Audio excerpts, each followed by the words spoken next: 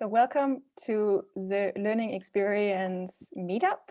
My name is Annika Bartel, and I have started this initiative because I'm the founder and CEO of Ready School of Digital Integration, a tech school based out of Germany and Denmark, where we are working with refugees and migrants and other people who cannot afford digital education by themselves.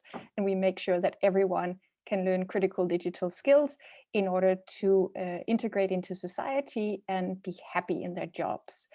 And in order to inform myself and the community that we work with, I love to connect and to invite in some of the amazing people that I get to meet as part of my job, who have a lot of experience around digital education.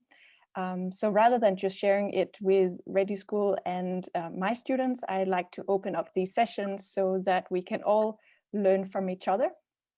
And today we actually have an all-male panel, which, I know I should have a woman here, I admit it, but these are three absolutely amazing men. So this is going to be a really, really nice evening or morning together.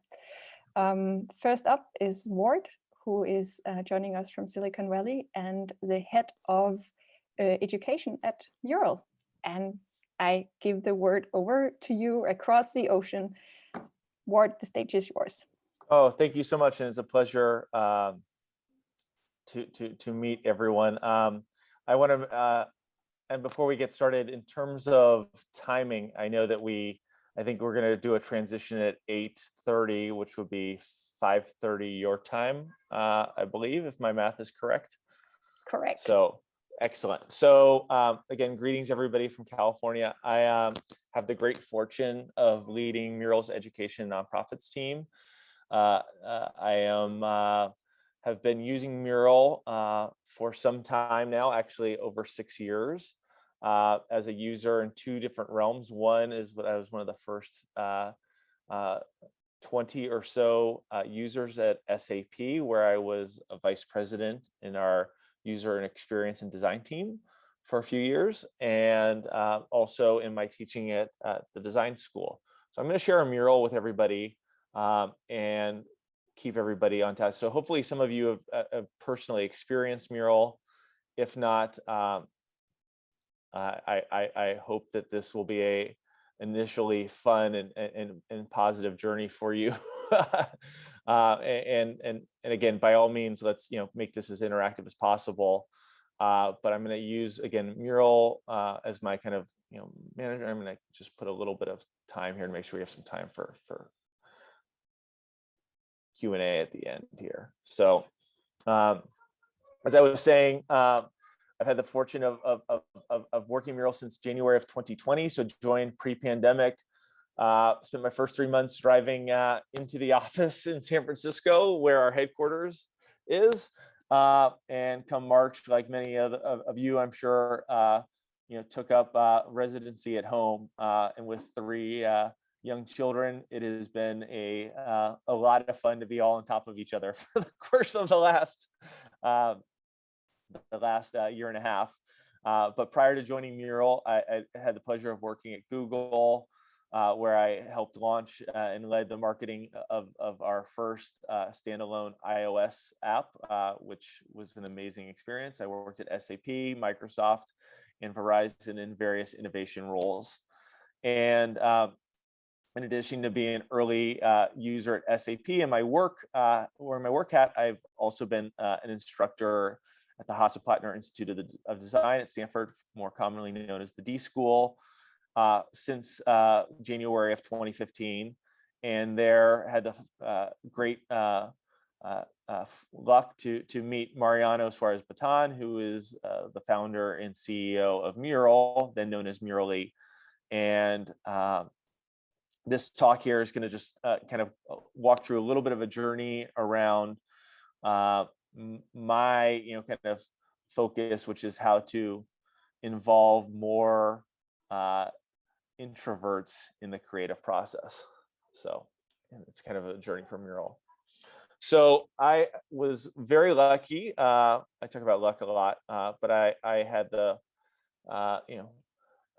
good standing to be able to spend a couple years in Boston at the Harvard Business School. And Harvard practices the case method. All the classes are taught in rooms like this that we're looking at my screen. And cold calls and kind of conversations were obviously engaging either between the students or between the faculty member and the student. But at any time, I don't put 1% here as a reflection of the Wall Street movement of a few years back of attacking the 1%. But really, in a class of about 100 students, there'd be one voice participating at a time. And I felt like that was something where extroverts, particularly those that were comfortable with hearing themselves speak, were leading in and occupying most of the airspace. And it was just as somebody that's particularly sensitive to trying to create a more inclusive environment on a whole different set of levels, it was something that just didn't sit well with me in terms of having kind of the best experience from a learning standpoint. So a few years after leaving HBS, I was able to get reacclimated with my undergraduate institution. So I did my undergrad work at Stanford, and when I was a student, the D School didn't exist. It was only founded back in a few years after my graduation, dating myself. But the idea of creating a space where there would be more opportunities for people to be heard and participate in a very hands-on kind of learning environment was something that just immediately took to me. But I put here this percentage of 25% because ultimately, from my vantage point, that is absolutely still kind of like kind of a average of how many people can participate at once, right? One person's on the board. Yes, we've split up the groups into teams of 4 as an example, and there might be small times where everybody's collaborating together, but in general, with so much activity, one person kind of takes focus of the 4. So definitely a higher percentage and a material one at that versus the case study from my vantage point, but ultimately still, a less, 75% of people kind of, sitting on the sidelines. And, I see this here where, some of the activities that we would do at the D School were really, really oriented to engaging the extroverts. And Sandy Lamb, who's a product designer, she does a lot of work. She's very active on LinkedIn. Encourage you to follow her, connect with her. But she is similarly highlighted over the course of the years that the introverts have been kind of overlooked. And from a LX standpoint, it's just something that again has never really sat well with me. And I've always thought how do we do a better job of trying to design for them.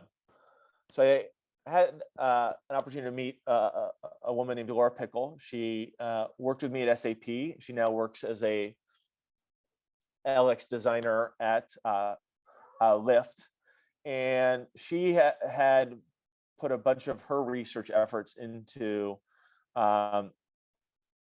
introvert focused design sessions, and being sensitive to how they can often find themselves to be completely exhausted and unable to connect with the content in a meaningful way, because again, the live action of a design thinking workshop just completely again really puts onto a pedestal the extrovert. And she shared with me this diagram from John Spencer that reminds me of kind of some of the hidden advantages of introverts, and really thinking about, well, how do we highlight these specific strengths and skills so that when we look at the end of our class or work, but in my case class arc, that their thoughts and needs have been hopefully equally attended to as the extroverts. So I've been thinking a lot about how do we get to this kind of 100% participation element, and really trying to unlock more creative ideas. I've always said that I think that we have a, because of the overwhelmed influence of extroverts, that we've actually, from a creative economy standpoint, left ourselves with still a high volume of untapped and unexplored ideas, because we haven't been able to confidently unlock the creative superpowers of our introverted community. And that has really led me to be a kind of a mission moment with respect to my work with MURAL. Has been about how do I and how do we as an organization help support teachers on that journey, and really drive to specifically, like, what are the elements that are going to help make our technology more accessible and inclusive of all different learning types. So with that, we've had 3 different areas to kind of drive into, and one has been around our commitment to templates. And I'll put into the chat. MURAL has, in the last 4 months, has materially expanded by over 2x our number of templates that we make available. You can see them on the webpage that I've linked into the chat. You can also, if you are currently a MURAL user, you can access it from immediately within the product. But we've tended to really help our teachers or other facilitators by providing more templates that can help them again lead to more productive sessions, classes, workshops, etc. But also, I think, in terms of finding ways in which those that are perhaps more, again, back in the introverted world that Laura had kind of shared with, which is like, how do you think about designing that work so that you can, again, really bring out the best from either, again, a format. And templates help you do that, because you can build in, like I've in here, different areas inside of a MURAL to give focus and attention. You can give timing and specific frameworks to help kind of, again, accelerate the ease of use, hopefully, for all participants, no matter what their learning style is. So templates have been a huge way of helping support that community. And again, we continue to solicit more and more feedback on templates that we don't have, and that's where our community effort kind of lands. We've recently launched a new platform that allows different audiences and groups to connect with each other, not be as dependent on talking to people like myself, which is great. The more that teachers or facilitators or product managers can connect with others that are using MURAL and other more broadly on this, again, visual collaboration journey, we find that the community is a great way to do that. And again, we have a whole host of different channels and topics to help make that a little bit more user friendly and again, more broad-based. So we have specifically a community for our teachers. We call it the Teachers Lounge, where they can share feedback, experiences, but also try to bounce ideas, templates that they're creating amongst each other. So again, encourage any of you to check out our community section when you have a chance. Again, I don't want to steer you away from good, again, outdoor time, hopefully today. So it could be done in the evening, when it's dark, or at some other time where you're have a free moment. And then finally, we as MURAL have been really working through the idea of how do we help facilitators again unlock more of the creative potential of their audience. And one of the new features that we've added here, and you can see it over here, kind of, I'll zoom in a little bit so everybody can see my screen, but we've launched a new mode called private mode, and this allows a facilitator to turn on a private session whereby which anyone who is adding content to the MURAL is able to do it with confidentially. So again, it creates less of a FOMO stressful environment of people looking over everybody's shoulders or seeing, I guess, this one person's just throwing up all these ideas in private mode. You can see as these stickies are being added, there's a little bit of a detective being labeled here. So I don't know who is adding this sticky or this sticky. Only at the end of the session will the content be revealed.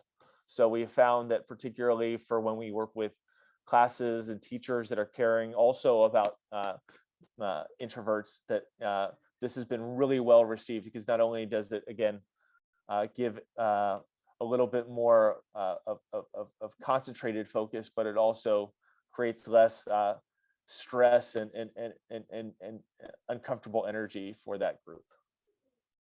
So that is one feature. And being conscientious that I do want to allow some time for Q&A. We are really, again, trying to, obviously solicit more ideas. So again, the way that we can do that is hopefully by getting your ideas. So again, I appreciate you giving me this opportunity, but it's always welcome to connect with others, either on LinkedIn or Twitter, or certainly just through old-fashioned email. So would be welcome to connect with others and exchange further ideas on this topic as your interests allow. So that's the end of my prepared remarks, and I'll turn it over to Q&A. Thanks a lot, Ward. That was great. It's really interesting to hear how the insights and a very good question can lead to such an impactful product that I know that a lot of us have benefited from, especially now during the pandemic and the lockdown. So thanks for the effort and for your presentation. No, thank you. No, I would say that I was just speaking with somebody. There's a lot of obviously content out there around what is the future of work. And I think there's, frankly, it's a slightly different track for the future of education, because I think this has been so disruptive in a way that, probably it may have taken us 20 or 30 years to really push in different directions. Again, a lot of educational institutions are of course very fearful of taking too much risk. And so, what I've seen, it's been so impressive, all these instructors and teachers around the world who have taken the leap themselves to take technology matters into their own hands, learn a new product like MURAL and some others obviously out there, and realize that there are elements of it which, as we move back to more in-person activities, we will be very happy to discard. But there's whole new ways of learning, particularly around the asynchronous collaboration that may happen in small teams, small project groups, etc. And we're very, very, bullish on this being a very, very, early stage of a long game. But the change and shakes that have come through a global pandemic, I think, have really not only celebrated the resilience of the educational community, particularly instructors who often get a lot of grief for being very old-fashioned and traditional. And I would say, well, I think we should really discard those types of unfair branding, mass labeling, and really focus more on the fact that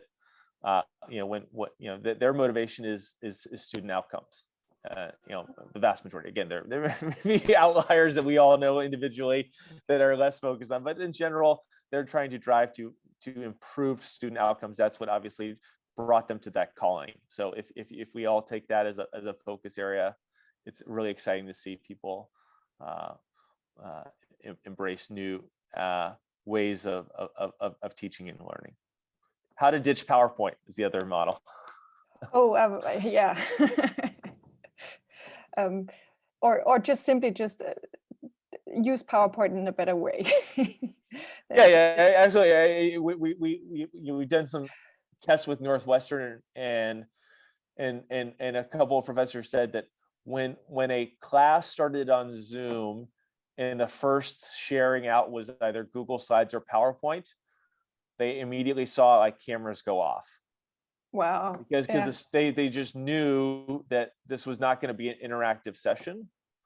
So my level of needing to be engaged or participating is just very different versus when they actually fired up a mural, even if there was going to be a activity that was going to lead to more, again, I'd say stage on stage like activity, that they wanted to set the tone that at the very beginning with an icebreaker, some sort of a warm up, that there was going to be some sort of interaction and interact activity that was going to be strongly encouraged, because there was so much, again, I think Zoom fatigue on just kind of like one to many talks, and I think we're so seeing kind of how even just that small indication of, okay, this is going to be perceived as a one-way street, change people's trajectory of the class.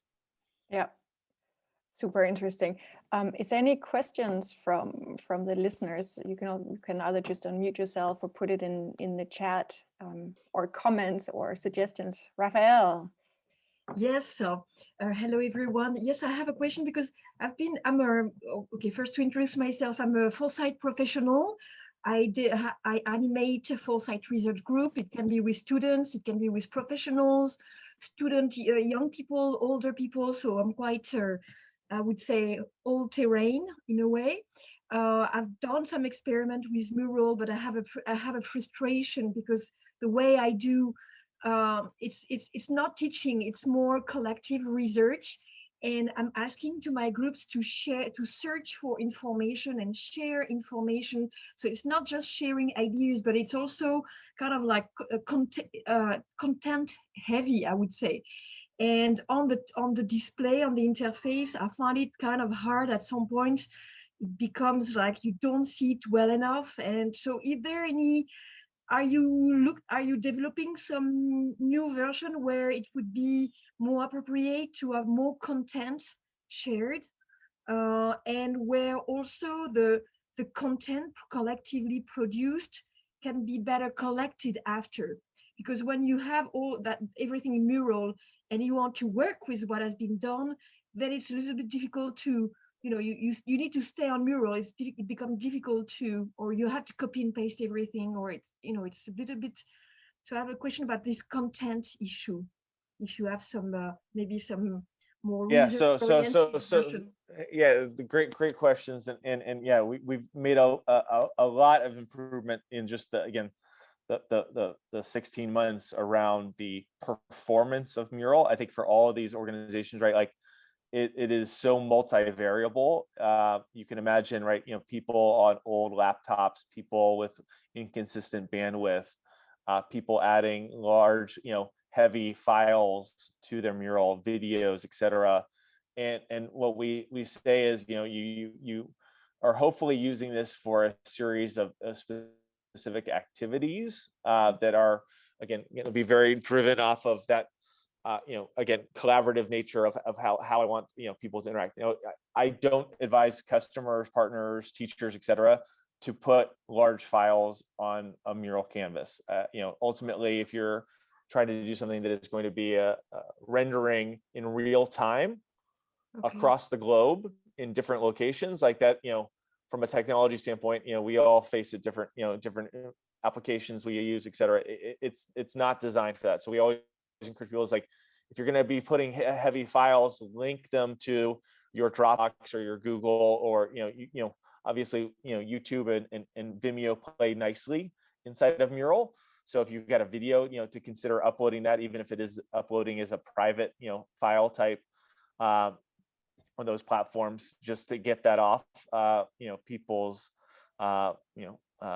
Mural canvas, because it can weigh it down, and especially if you have large volumes of participants as well, it can be very difficult. I think the other piece which you referenced around content in and out, and thinking about what are adding in, I spend a lot of time really thinking about if there's going to be again a data like table, for example. Right now, like, I'm going to rely on a link out to Google Sheets or Excel.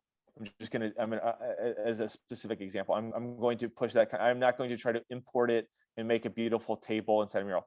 That being said, I can guarantee you that the product team, which again was probably 20 or 30 people as of 15 months ago, is now 300 people. I mean, we are like, this is definitely something that's on people's radar internally about how do we make it a beautiful experience and seamless, so that as you go back and forth to different applications, that the embedding of that into a mural and then also being able to take action outside of mural is more seamless. So it's definitely something that is being worked on actively, but I have nothing in terms of being able to deliver you a magical message of either when or what exactly that will be. But I can just say that we're aware of that limitation, and is something that I feel myself as a super user. So Thank you.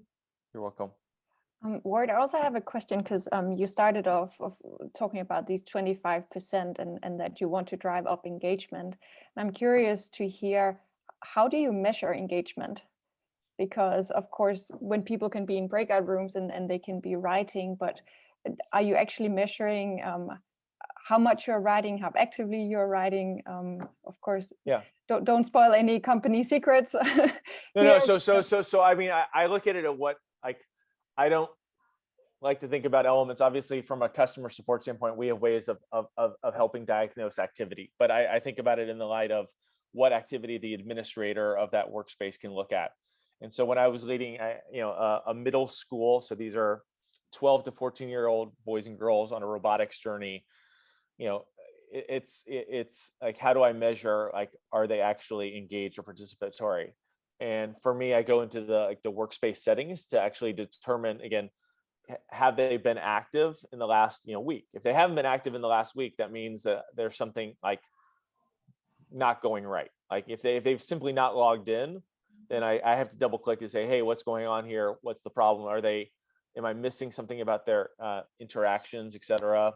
So I tend to focus on the what I call the public facing experiential efforts that we all can do with our own workspaces, and use that. And then second of all, I'm very active, and I'll go back to screen sharing here for one last second before I yield the floor. Let me pull this up. Can you see my screen okay again? Mm-hmm. Perfect. So I use the activity log, which is right up here inside of Mural, to determine kind of also activity. So I also look in here and say, like, is it one or two people? And this is not, this is more qualitative than quantitative. I don't have a way of exporting this like insight, but I tend to look here and see if gosh, only one person is putting this kind of, obviously this is a mural that I created last night for this session. It's just me. But if I were to see only 2 or 3 people are adding content and the others are not in the last period of time, I would probably flag that as something that I'm not doing quite right. And so again, I just double go back individually or in breakout rooms to say, hey, what's going on? Why do we not have it? And then thirdly, there are a series of templates where we very much call out by individuals. We have an individual activity where you can very much see, like, if it's blank, nobody has claimed this area, et cetera. Like, has Ralph or Sarah or Jane not gotten to that area? That can be a way. And that's why I encourage people to really think more intentionally about their pre-class asynchronous activity. So you can hopefully go through and solve some of those, again, either use or technical challenges up front.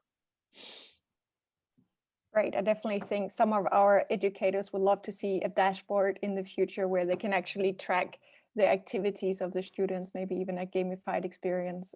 Yeah, would love to. Well, again, thank you so much for the time, everybody. Again, I'm fortunately have to bounce, but I really appreciate having the opportunity to chat. And again, I put my email address in the chat, so I'd be welcome to connect with anybody offline or in a separate session. But again, thank you again to everybody, and have a great rest of your evening. Fantastic. Thank you so much, Ward. Bye-bye. Bye-bye. Bye.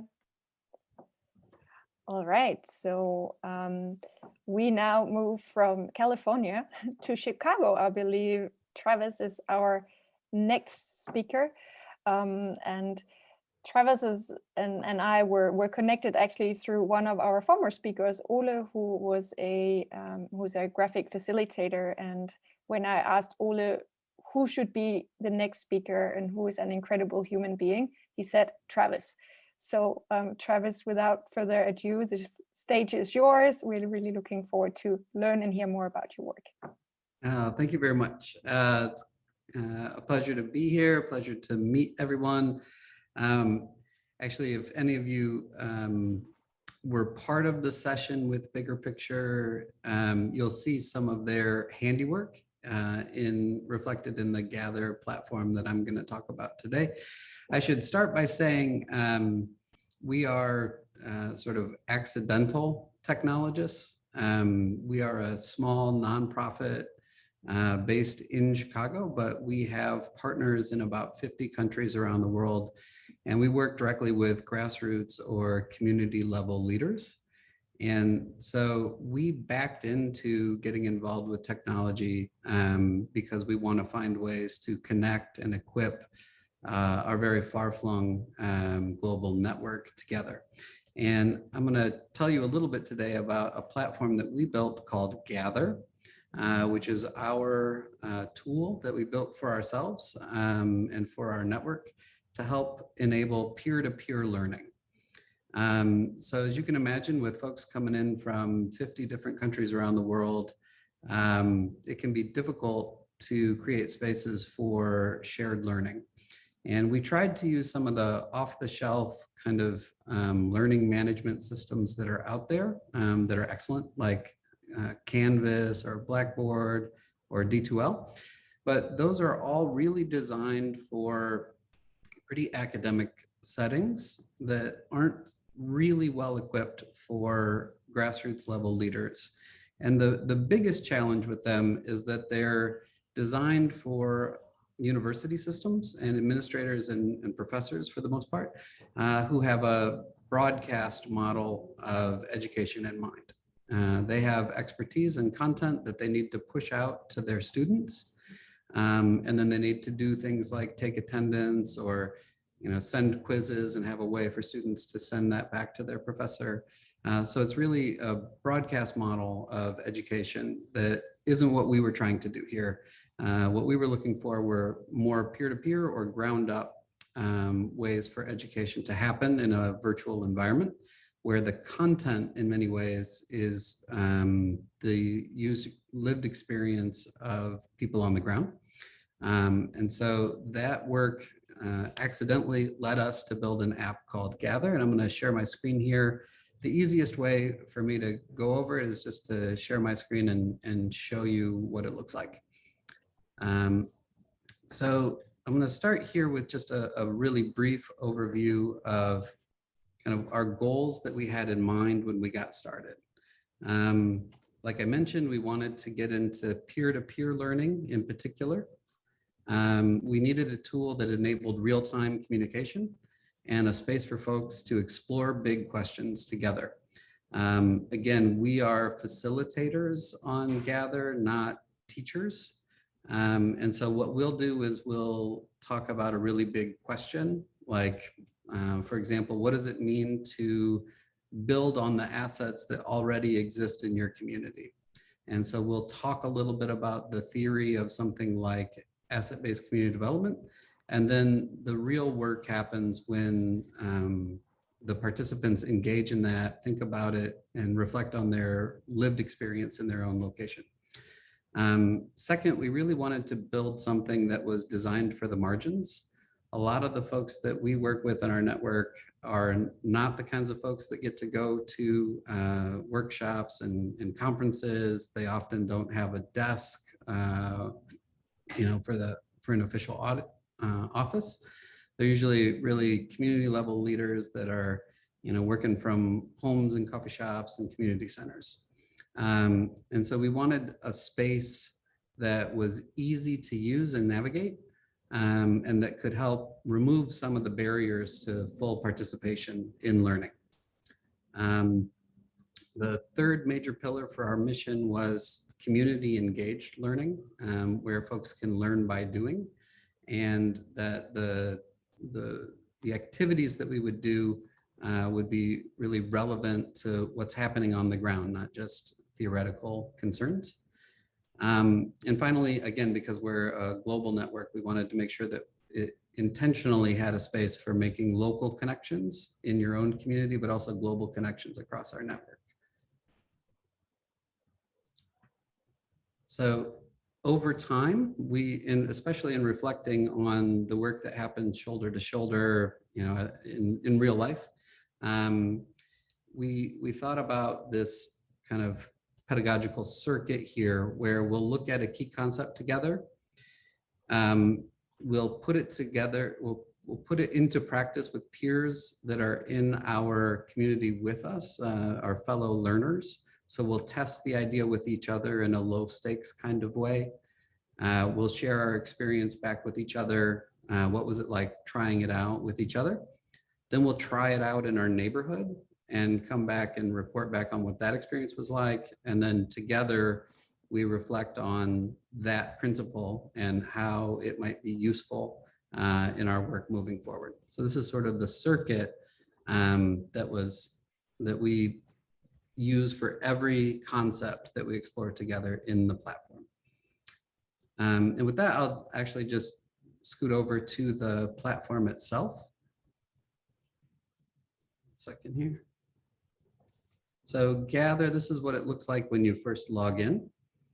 It's a web application, and so it's accessible from your phone or tablet or computer device. Travis, I still see the previous slide, so I think you might have to do something. I'd have to refresh. Yeah. All right. How about now? Yes, now it's better. Okay, cool. Yeah, so this is what it looks like when you log in to the web application. And some of the things that you'll see here are ways to make your peers that are in the learning environment with you visible to you all the time. So this bar at the top is persistent. And anytime you want to chat with one of your fellows in the course, you just click on their photo and it'll open a little chat slider here. So I can speak or chat in real time with Tamika. It also enables me to share files or photos. And if I click this, it would actually hang up on this Zoom call and call her over Zoom so we could chat. That kind of video conferencing is built into the app. And you'll see the little green dot means that Tamika is online at the same time I am. So there's a sense of presence built in. The way that we work, and this is where you'll see some of the overlap with our friends at Bigger Picture, is we try to use as much visual language as possible. So this is our course map. This is a live course right now for Chicago Peace Fellows, which is a network of 20 neighborhood level violence prevention leaders. And so they are on a 8-chapter long learning journey together. I'll zoom in a little bit here. And this is a shout out to our friends at Bigger Picture for helping us pull this together, our visual learning map. So the chapter markers for each of the chapters has these 3 key learning objectives in it. And then the smaller hex is the outcome or milestone that we hope to achieve in that chapter together. As you'll see, they're really just kind of big questions. A good example here is building on our assets, where here the big idea is when you look for things that are already working in your neighborhood, it can be a really useful place to start. So we talk about that theory called asset-based community development. And then we put it into practice by everybody makes an actual map of their neighborhood. And then we share that together and put together a citywide violence prevention asset map. So you'll see it goes along here as our primary way of thinking about the learning journey. I'll go back to the dashboard here. And you'll see that the way that the platform is laid out, if I click on course map, those same icons are now listed vertically instead of horizontally. We made that change to make it easier to navigate and use on your phone. But each course has a series of chapters. It can have as many chapters as you want. And then unsurprisingly, chapters have pages. So if you click on a chapter, you then open up to the pages of that chapter of content. The faces of my peers are indicators of where they're at in the chapter. So I know that if I'm going to call Margaret, I know that she's on page 8, and this is visible to everyone, so you can see where folks are at. The green check mark to the side means that I have personally completed that page. So you'll see in this chapter, most people are already done. When you click inside of a page, the easiest way to describe it is anything that you can put on a website, you can put as content into the platform. So it has text, formatted text, you can put in videos, images, whatever you want. And then to go to the next page of content, you unsurprisingly click next. So that's what the content looks like. We can drop in PDFs or videos. And along the way, as you go through the course, it will ask you to weigh in on questions. Those questions then populate the discussion board. So I'll just pick this one here. You can go between the chapters to see all the discussion boards. Again, the faces of the most recent 5 people to comment are there. And so if you click on a discussion board post, everyone has the same box so that they can insert their own files or images or links or videos. And then in this assignment, our discussion board, folks were asked to put up photos of a project that they're working on in their neighborhood. And then other users can comment or like on those. So the discussion boards get pretty active and robust over time. Go to another example here.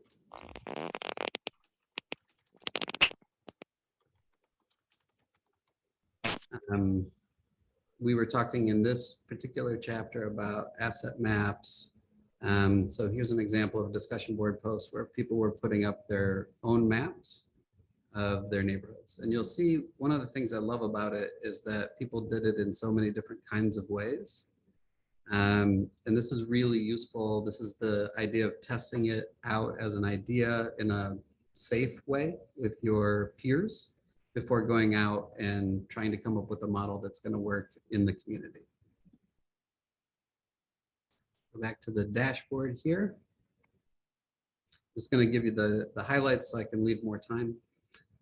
This is a blended experience of synchronous and asynchronous. You can go through the content of the course at your own time within 2-week blocks. It's a way to try and give you flexibility for when you have time to consume the content, but also keep everybody relatively together. And then we have all-person live meetings on Zoom a couple of times a week, just to give folks a chance to talk about their experience and reflect on what they're learning. In addition to the content, there are assignments.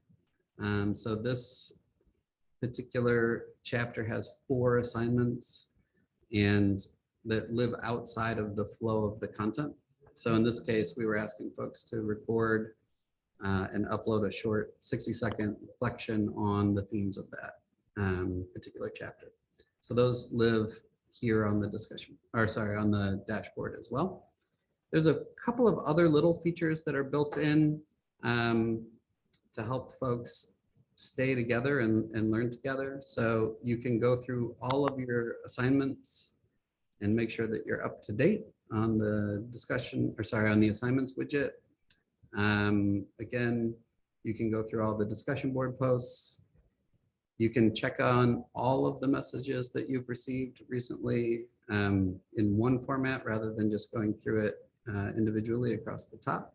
And you can create ad hoc groups here as well to chat with multiple people at one time. You have a learning journal. It's a little bit like a very lightweight Evernote. So as you're going through, this is private to each participant so they can take notes along the way.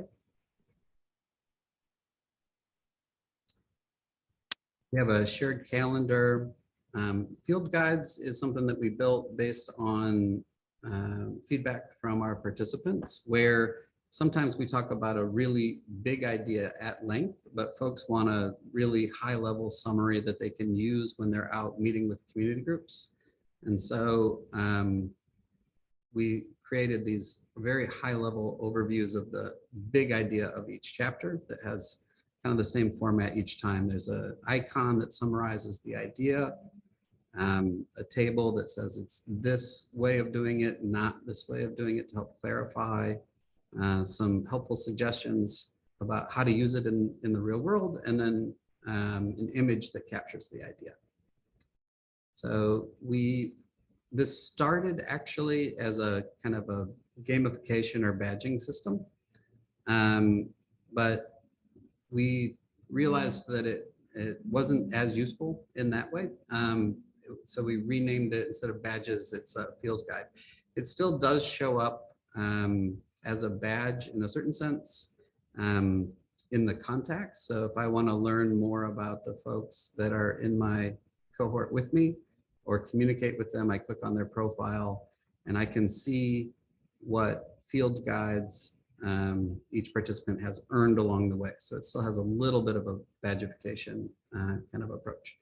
But I can go through all of my peers, I can search through them, and then there are a couple of other elements. There's local contacts where we encourage you to add to your database as you go, as you interview folks, so you can keep track of who you've talked to. And then partner contacts are people that you meet in workshops or events, so you can contact them directly if you want to.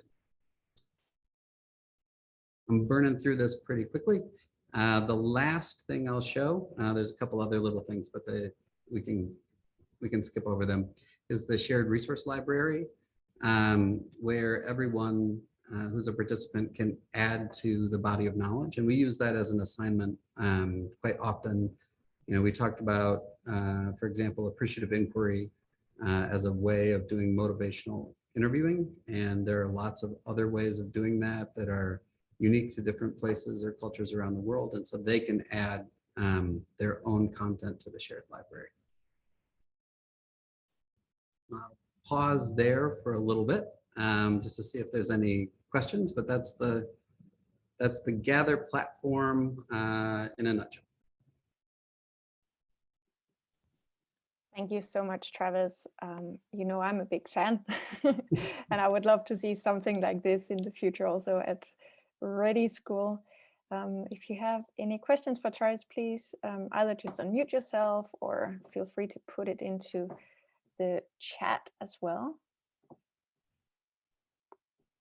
So maybe I can start just with one question to get us started. So I'm curious to see, if I understand it correctly, this is like self-paced learning, or it's like a combination of real in-person classes, even if it's online, or how do you deal with that balance of sort of in-person versus working at your own pace?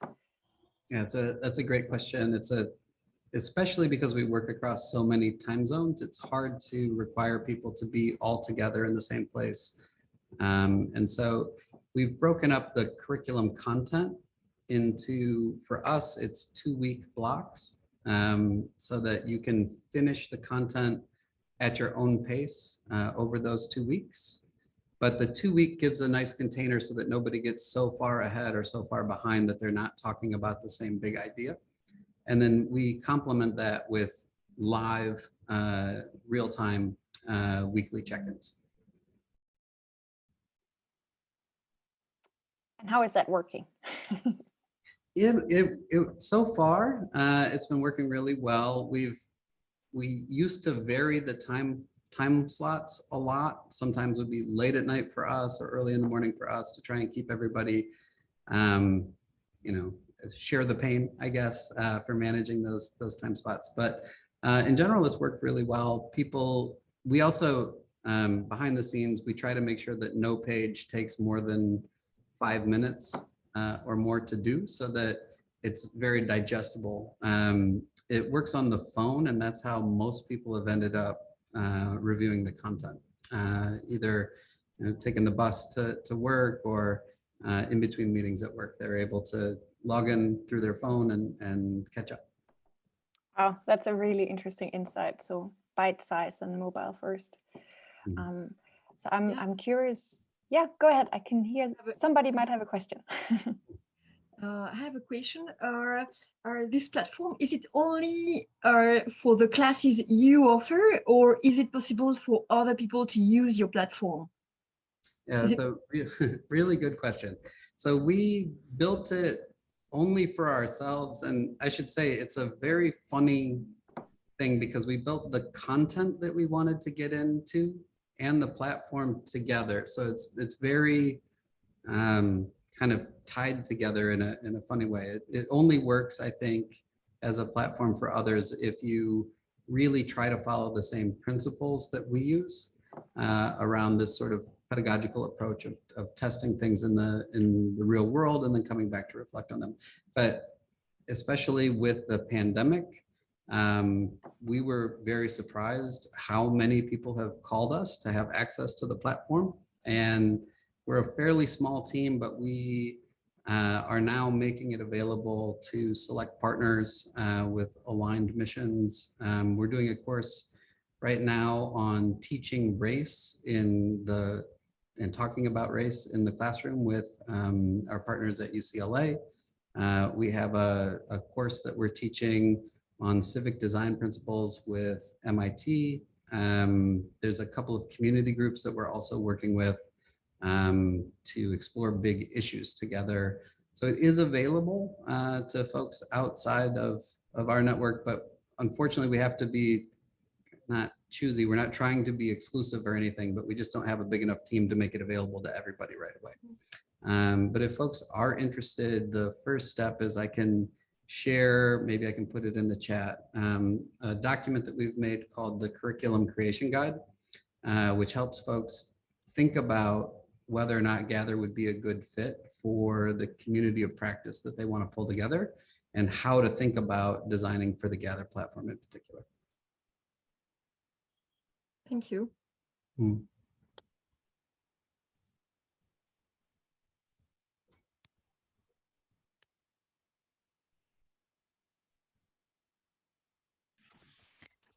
I ask a related question? Like the platform is really breathtaking. I loved it. I'm also wondering, is it possible to access some of the content without being part of the community? For example, can you publish that library content to outside world? That's a really good question. We have also been surprised how many people have asked for access to the field guides in particular when they're trying to teach these kinds of ideas out in workshops. It is, right now it's self-contained. There's no way to see the shared library without having access to a particular Gather course. That's a really good question. We've never thought about that. I will look into a way that we could share that, because there are a lot of really great resources, in part because the participants have been so active in adding great resources to the library. Thank you. Thank you. And I have one question, and it's related to, I know Vesa is doing incredible work in Finland on teaching about trolling and cyber safety. So I'm curious to hear, because it's a community and I see all the names and the profiles, everything is once you're part of the community is available. So what have been your experiences around making sure that the community stays safe, especially working with marginalized people? Yeah, that's a really good question, and it's a very sensitive question for us.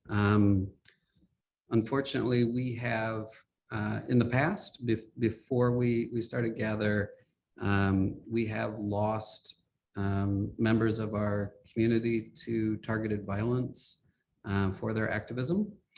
And so safety and security is something that we take very seriously.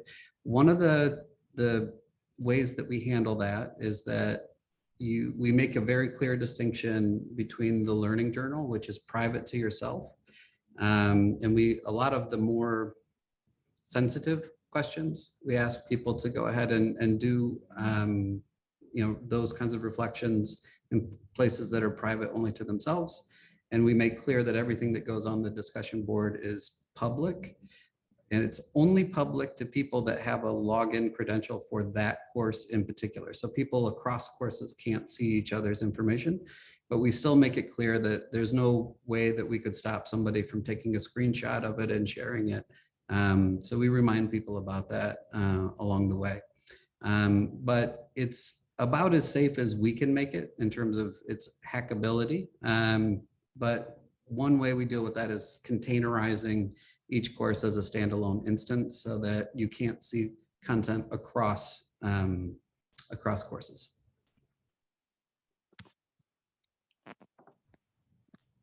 Thank you. Is there any more questions? Oh, all right. Well, thank you everybody for allowing us to showcase Gather here. Thanks, Anne, for inviting us. Like I said, we're kind of accidental technologists, so we don't have a lot of standard, material to be able to send people, but I will drop the curriculum creation guide into the chat if you want to take a look at that. Excellent. Thank you so much, Travis, for all your great work. Oh, I can see Diana. Did you have a question? Maybe it might have been a mic coming on. All right. No, I think that wasn't a question. So then let's move on to the next speaker, Lars, who has also been one of our guests in one of the former learning experience design meetups. And I ended up in a really interesting conversation with Lars because we were talking about the difference between digital learning and virtual learning. And Lars was very good in informing me about the difference, because when I was thinking about it the first time, I was thinking, but that's the same thing. And it's obviously not. And I always like to learn new things and be corrected and learn from experience. And I am super excited that you're here, Lars. I would need at least 2 hours to list all the incredible things that you have done, the projects you have worked with and on. You are a serial entrepreneur, and I give this stage over to you. Thank you, Anne. It's fantastic to be with you, and I'm very glad to have this opportunity to show that experience like the silver here you see here is actually interesting to see that we are now living in a time where actually our teachers is the youngest one. I could give you one example that happens this weekend. I took my grandchildren to visit my father, and what happens then? Yes, my grandchild was actually teaching my father how to read and reply to an SMS. The 7-year-old boy was sitting there saying to his grandfather how to use the phone, because actually my father thinks that the smartphone is a phone, just a phone. And I said to him, this is a computer, and this is much more. But he won't listen to me, but he listened to his grandson. So that is an interesting part that we have today, that we are learning cross years in total wrong direction as a teaching point of view. And I really like your product, Travis. And if I had that product back in '99, when we were doing a special sponsorship project that we turned into a learning platform, then we had been even more successful with it. So that is actually bringing me to the topic today, to learn more about how we turned a sponsorship agreement into a learning platform in a different lifestyle project. It's happened around, we have in Sweden one food retail chain called ICA, and they have around 50% of the marketplace here. But actually they want to sponsor one of the largest sports, the equestrian sport in Sweden. The equestrian sport is a sport with many young girls. It is a equestrian sport that actually involves the whole family, because if you have a horse, you need to have a car, you need to have a wagon to transport it, and the stable is often outside the city. So there is a transport needs from the parents, and there is an engagement need for the parents, and also there is the money need from the parents. So it's a big sport in Sweden, and ICA wanted to say, we want to sponsor the sport. And in some way, I got the question because the marketing director for ICA, he was actually an old journalist, and he had wrote about me when I play handball. So he said, come into the meeting room and let's see what we could do, not only hanging some signs or sponsoring. Could we create a product? How long time do we have? How much is the budget? And so on. So that is actually the discussion we had. And we had 6 months.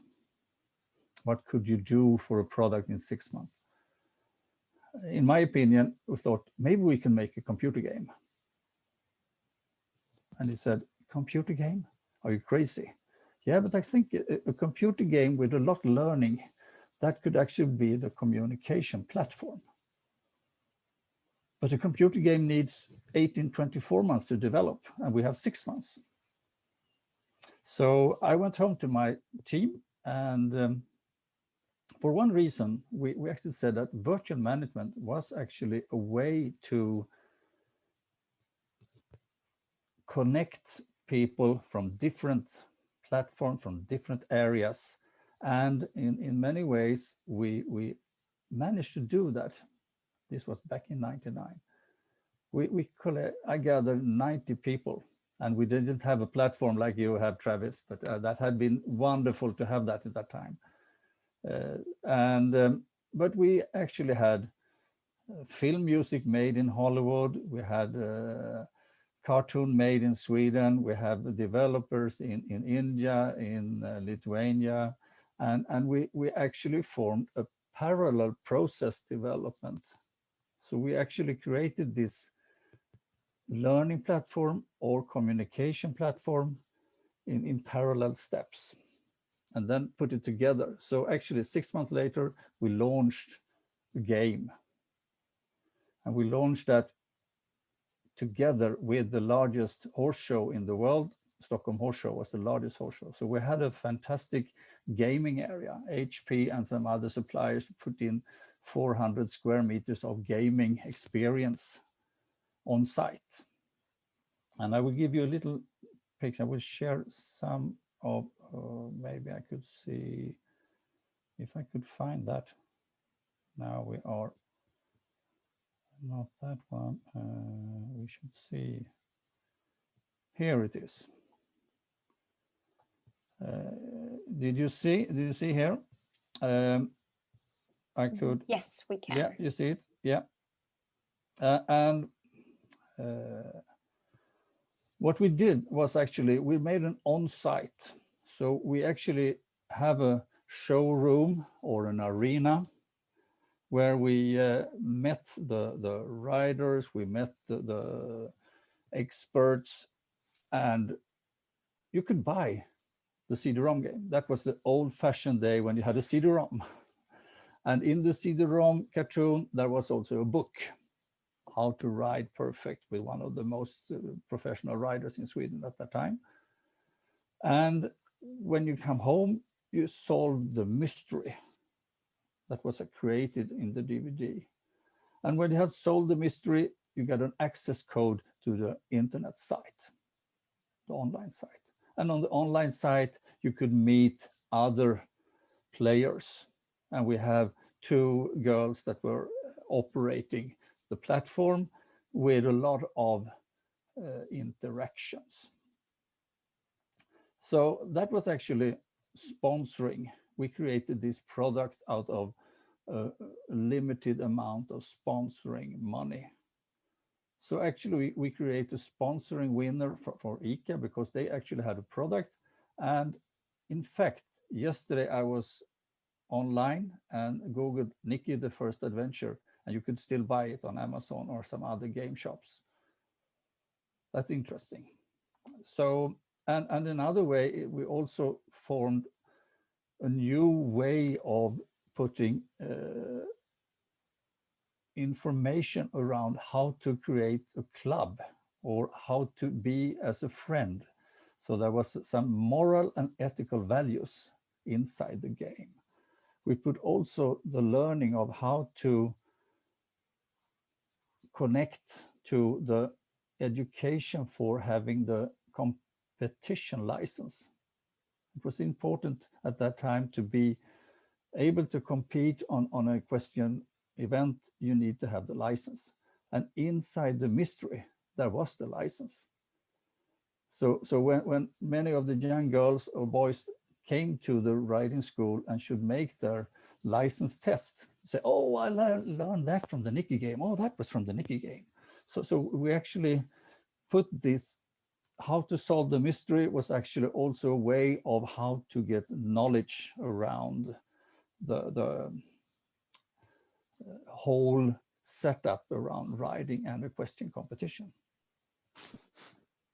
So that is actually what was the secret around this. What actually that we managed to connect all the 92 people I had in the project team. So and back in 99, there was no broadband, there was no fiber. We have other tricks to communicate between the time zones and between the different places where we developed this. So what we could see that what you could say that virtual management at that time was actually a way of keeping time, production time at minimum opportunity. And we also have a good way of controlling the budget. And still I haven't met 60 of those 92 people I had. We haven't met physically. So we have been using this model in several other projects as well. But what we could see is that if we don't have had this, you could say, unusual or innovative way of thinking, we have end up with some signs or some labels at the competition. So that was a way of what we tried to say, creating a platform that could be developed even further. Nowadays, we could use other kinds of technology to increase this. So you could say that the model of VQ is actually how to increase your virtual intelligence. VQ stands for virtual intelligence. And actually a professor from Finland, Matti Bergström, is now passed away, but he actually introduced me for a way of how to measure virtual intelligence. And that would be the next part of our VQ history that we are now preparing to launch within 6 to 12 months, this measurement method. What we could say more is that I could give you a short way of this difference between digital meeting and virtual meeting, as we discussed, Anne.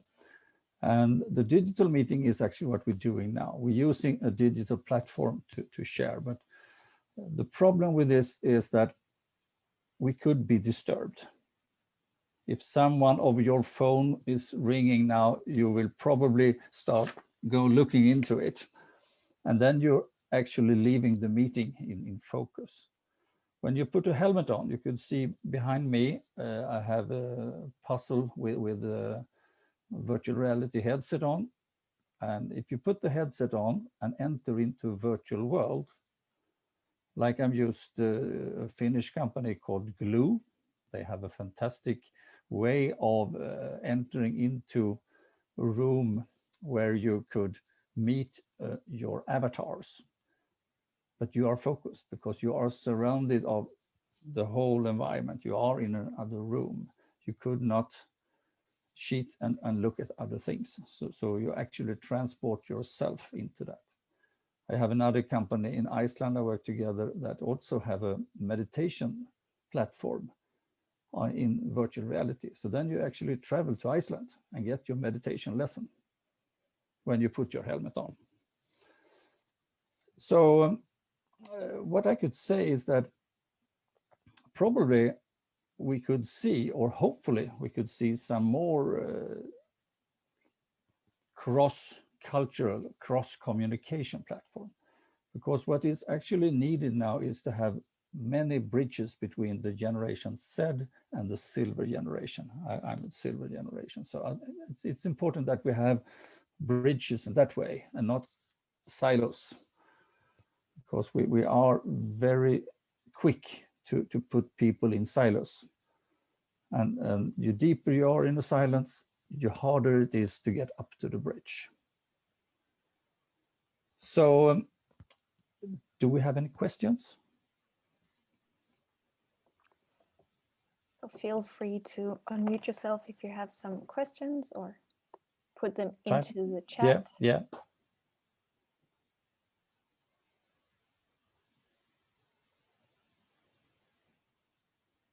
So there's no immediate question. No immediate. So, I could give some more explanation about that. We could say that when we did this, we actually formed a way of how to increase corporate partnership in it. And in many ways, we could see now that it is more the big global companies that is changing the world than the governments do. And maybe we need to foster the global companies to take more responsibility in the next time, because they are actually more powerful now than our governments and our politicians. But the problem is that we need to foster them to take more social responsibility in that case.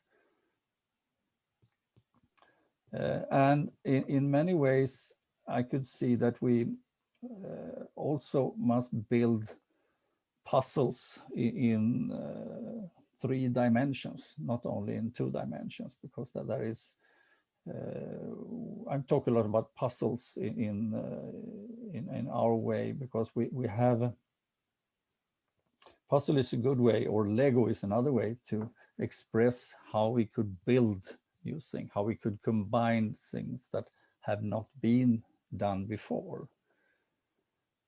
So how to, when you analyze, you're using diagraph and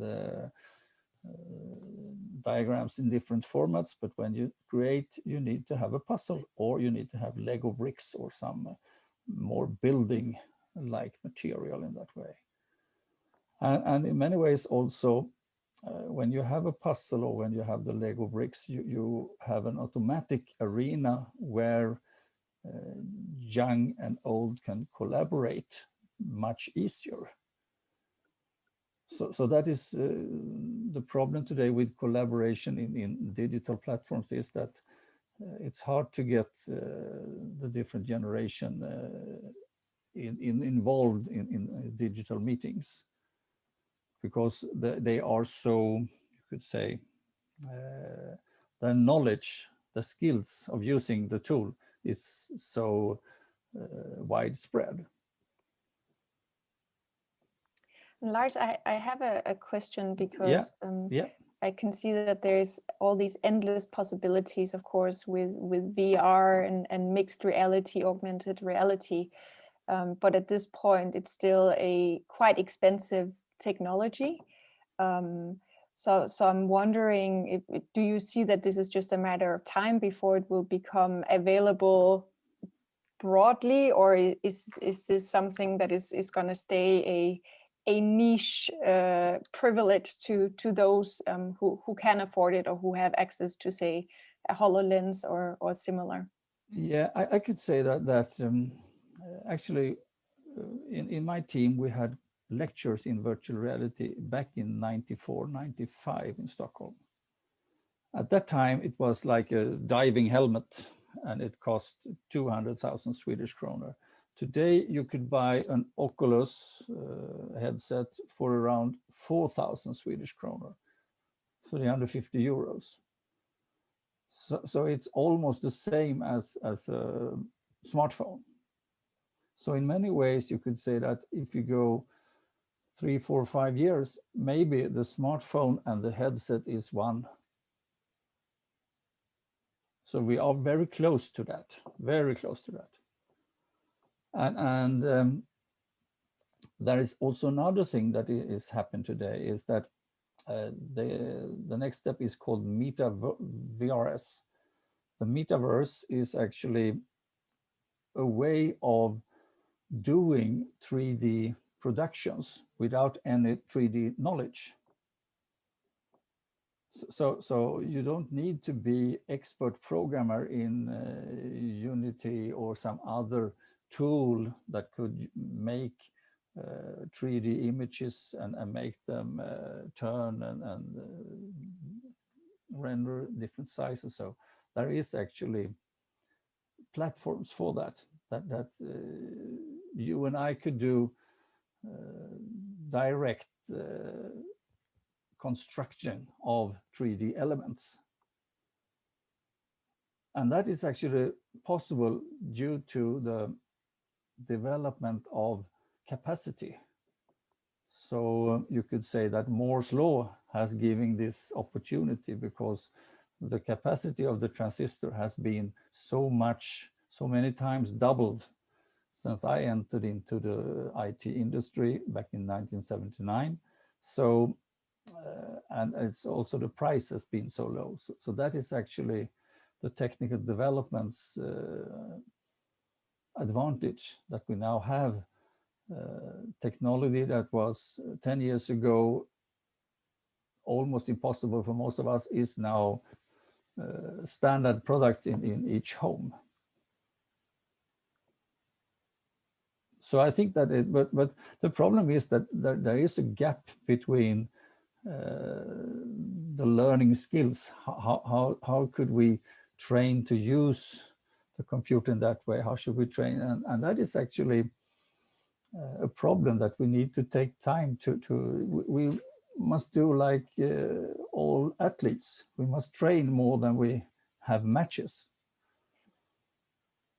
Can you say some more about that? Because I know you have a very good story related to preparing and boardrooms. Yeah. We actually, I was involved in an institute starting in Denmark called High Performance Institute. We had a meeting with about 1,000 politicians and managers in Denmark. And I was running a panel with a professional board member, a professional football player, and a professional filmmaker. The question was, how much do you train and how much do you have serious matches? And the football player said, okay, if I have more than 3 matches per week, I'm actually becoming a not so good football player because actually I need time to train. The filmmaker said, okay, if I do more than 1 or 2 movies every second year then or third year, then maybe it's be crap. And the board member professional, he said, okay, I have around 20 to 30 board meetings every month. And the question from the football player, okay, that's fantastic, but when do you train? When do you train? Oh, I do it on the board meetings. Yeah, but it's a board meeting. Is it training or is it a match? And in fact, if you're sitting in a board meeting, then it is a match. You are actually responsible for your investors' money. Then you cannot be training because training is actually experimenting. So what happened was that the board professional phoned me the week after that and said, "Hey Lars, I have resigned from 6 of my boards now. I need time to train." And that is actually what is important for all of us. We need time to train, reflect and train, because then we could perform much better in a much higher quality and much quicker when we are going to the match. And we're also prepared for the unexpected. That is also another thing that is important. We need to prepare for the unexpected. Hopefully the society is prepared for the next pandemic, because there will be a pandemic. We don't know where, we don't know when, but we know that it will come in the future. So we need to be prepared. How do we act when it comes again? I love that story so much. It's makes you reflect immediately and really consider when I definitely ask the question, when am I training myself, and when am I not playing matches all the time? Yeah. And I think in some way that I heard now that it's very easy to book a lot of meetings now when we don't need to travel between different rooms or different offices.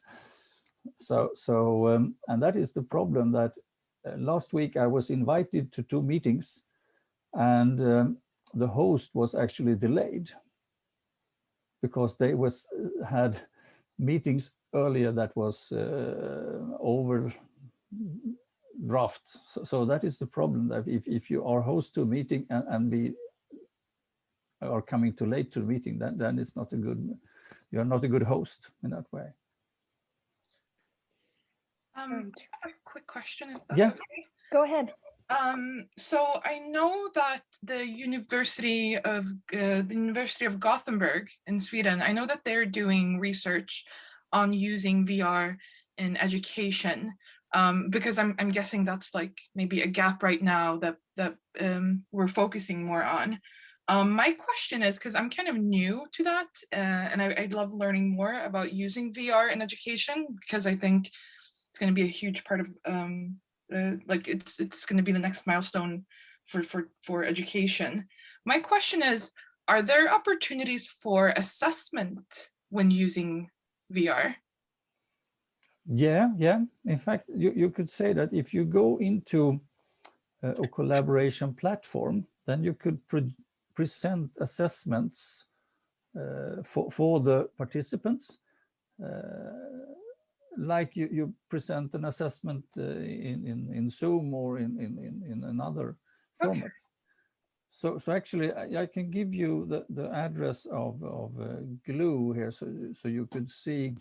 That would be lovely. Yeah, that could be just to get a little contact. So if you need more contact with them, just call me in that way. Because that would be lovely. I think Glue is a good, it's one platform that could be interesting to know a little bit more about. I could see if I could share it here.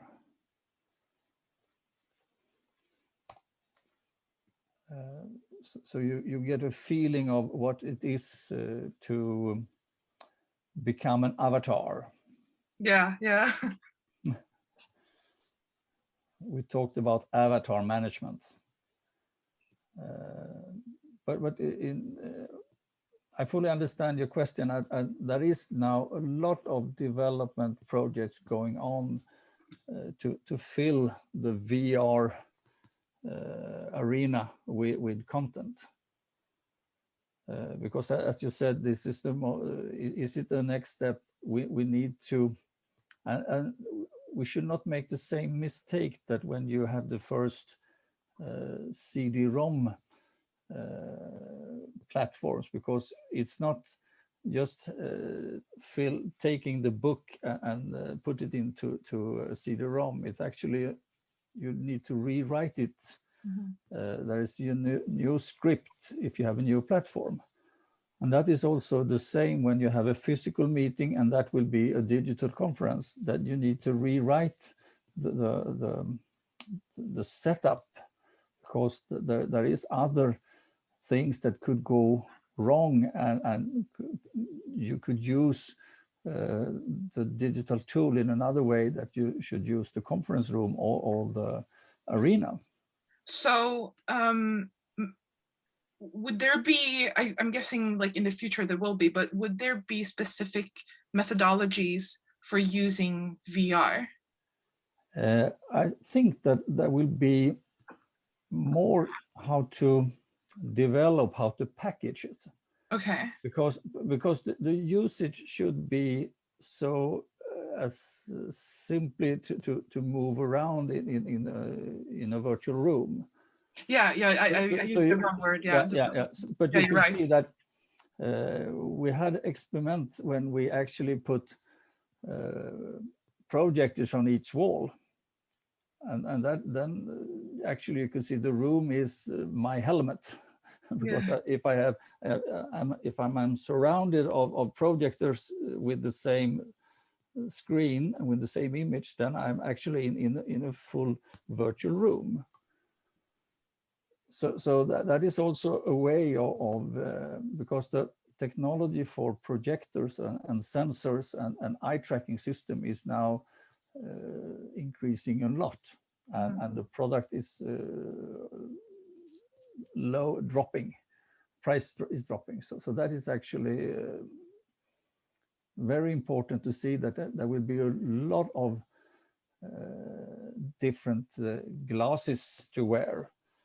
There will be a lot of different information channels on the window. You can, so for example, if you have a new car, there are a lot of projections on the window, on the screen, on the front window. And there is also eye tracking system that could track you. And that was interesting because then you could see the engagement is not only when you are logging in, it also when you're focusing on the right letters.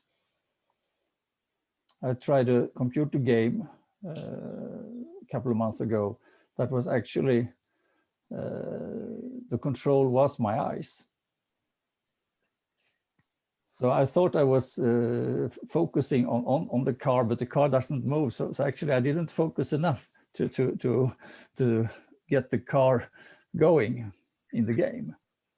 Okay, that's very interesting. So that is eye tracking. A Swedish company called 2B is one of the world leading in eye tracking system. So there is a lot of, if you Google of eye tracking, you can see there is a lot of research going on how to track your eyes and then do what you are actually looking at. Yeah. Then you can really register engagement. Very interesting. Thank you. Thank you. Good question. Yeah. May I make a question? Do we, yes, have a time? You're so welcome. Yeah. Okay. I'm not interested so much about the technology platform, but your idea of combining this gray hair men and women probably use colors. Yeah. We don't get gray hair. And then the youngsters. And then I'm dealing with this kind of thing about information trolling and such a thing. And one problem of that is how to scale this kind of things and the mentoring system. Do you know any this kind of projects or, you know, living things which are exactly doing already that? You know, I know that there is in the business world, there are some kind of mentoring system, but, you know, a little bit lower that. Yeah. In fact, I heard now that one of the companies in Sweden, I think it was Ericsson or SEB, that actually they have youngsters as mentors. So the board member and the CEOs are having mentoring partners from school children. That's one way, because we need to understand how is a 7-year-old thinking today. And I think in some way, every time I have my 7-year-old grandchild here, I'm astonished of how what question comes up and how quick they are in adopting new tools and new technologies. So I think that we need to create arenas where it's natural, where we come together. The problem is that at least in Sweden, we had daycare, school, and when you're old, you have your own, you're sitting in the elderly care. And in fact, there is one municipality outside Stockholm now that has built a house that is 2 floors with daycare and 2 floors with elderly house, and they have the same garden. And it's a fantastic hit. It's so interesting to see, because the old people, they don't need to be surrounded by only old people. They need to have young influences coming in. Then they are actually getting much more fresh in that way. I could see on my father when he met the grandchildren, he was, oh, no, he's all, I think there's so much energy coming when you are meeting people from other generations or people from other cultures that we don't do today. I hope that was the answer of the question. And we could say that Lego is a company that's working a lot with that, because you actually could be licensed as a Lego serious play in management consulting now. That's one example of we think that Lego is for the children, but now you have at INSEAD in France, you have Lego serious play education now. Thank you. There's a lot to do, at least. Yeah, I think that we could see that Angry Birds or the Muumindalen in Finland could be an arena where young and old could meet. Yeah, I know that Peter Westerbacka was trying to develop this the company in that direction, that they could teach people, youngsters in mathematics in Brazil or some other places where the good educational system is not as good as it's in Scandinavia. Yeah. But I think they had to skip it. Yeah, I think the problem is that every time we do projects like this, we gave it too little resources and too little time. Because it's like training. If you should learn how to play golf or how to play tennis, you need to have a time window, because I couldn't say tomorrow, Vesa, we will have a tennis match and you have never been holding a tennis racket. It's not fair. Okay, thank you. Yeah. Thank you. I have one last question. I would like to come back on learning with virtual reality, because learning with, I mean, the experience of wearing a headset and like having the eyes covered, our eyes are already very exhausted by the screens, and it feels like using Oculus as a way of learning would be even more exhausting our eyes, I would say, because it's quite hard to stay with an Oculus on the head for a long time, and also the radical immersion that you have with virtual reality makes it creates an experience, but to really experiment and learn, it feels we need to be there, but also to have like a little bit of a thinking on the side. And when you are in a radically immersive experience, you can be a spectator, you can have emotions and have an experience, but I'm not sure how much space there is remaining for this kind of like parallel processing of like, you know, am I sure I understand what I'm seeing, and like having this real learning with the experiment. I have a doubt about that regarding VR, and I could say that you need to have in the beginning rather short moments of having the headset on you, because as you said, the impressions is you get seasick when you are going on the roller coaster with the headset on. But if you do that in shorter times, and I could also say that it needs to be, the software needs to be developed much more like the brain acts in many ways. So there is very important that we not only transform a 2D game into 3D environment, so to say. We need to think a little bit, how long is it possible to be sit there with the headset on, and what is actually, could we have relaxation areas in the game, in the development, in the headset, so to say. But I fully understand you that you'll be so exhausted and you'll be so inspired that maybe you forget to learn in that way. But I think in some way that when you are inspired, then you actually, the knowledge will almost go by automatic into, then you need to sort it out and put it into the right places. But that is the reflection process in that way.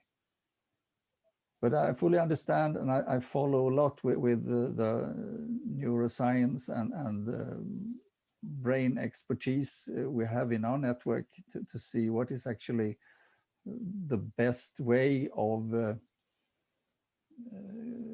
using the advantages of the headset. Yeah, and the spectator experience, because being a spectator is something very different from being an active learner. Exactly. Yeah. And in many ways, we actually have, I used to cast the experience, if you have one or two sitting with the headset, then we could cast it into the big projector or the big TV. So then you see what are they seeing, what are they doing. So that is possible to do that. Yeah.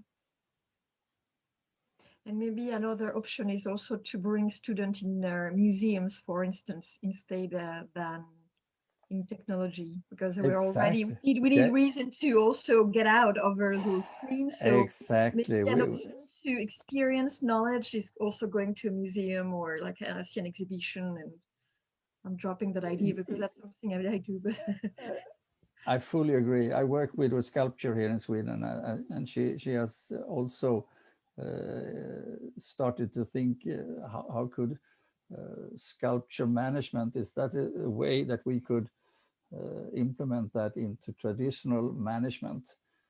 And in many ways, if you go to her, she said that, okay, I have this piece of marmor, maybe this could be an elephant, or what could it be? So actually, and that is the same that when you are a manager and came into your new company and said, okay, what kind of company is this? Then I have to transfer the company into the people and into the customer and into the products. But if I have a new thing, then I could actually build it with my own bricks as I want from the beginning. But I fully understand that we need to be more active in the nature. We need to be more active in the history and in practical knowledge. I want to be, there should be practical experience in many more ways. But not necessarily only practical. I mean, I remember when I was like 14 years old, I had a Spanish teacher who was showing artwork as a support to learn the language. And I remember in one painting, suddenly I would understand everything about colonialism in Latin America. And it was like a full, like in 1 hour of Spanish lessons, I learned much more than in a regular history class. just because it was presented in an image and we spent an hour on that one image and the story was fabulous and the aesthetic experience was supporting the knowledge. So it's not just art as like, you know, a know-how. Art is not is far more than a know-how, but I'm also thinking of art as like, you know, many kind of knowledge that can relate to the art experience. I fully agree. That is actually when I told to many of artists, painters I've talked to and said that, could you give me your story? What was your thought about when you painted this image? What was actually the meaning behind it? Do you know that? And that is interesting. You said that that could be a book around or a movie around how was that painting developed, or how the process of how to do it. One comment, being a filmmaker as an education, one beautiful piece of 3D film is about 3D sculptures by the Grotto in France about 30,000 years ago, and it's made in 3D, and I think it's a unique way of seeing this kind of artistic thing. And probably if you look it in 2D, it's not something what you really understand them, how the painters use the mass and the stone and dimensions. It's totally different experience. And then I think it takes time that we could make and learn how to do this kind of aesthetics things which are suitable for the technologies. Yeah. And the problem is that we need to also take that knowledge with us, because now we're talking about knowledge over generations, and we need to adopt it, and we need to package it into new formats, because otherwise it will be disappeared. For example, you could see the first generation of magnetic storage that we have in the computer. If we haven't transformed that into the new format of how to store on USB drives or some other things, then we have lost many years of productions in the digital format. The cassette recorder, for example, or the VHS tape. I have some VHS here, but I don't have any equipment to play it.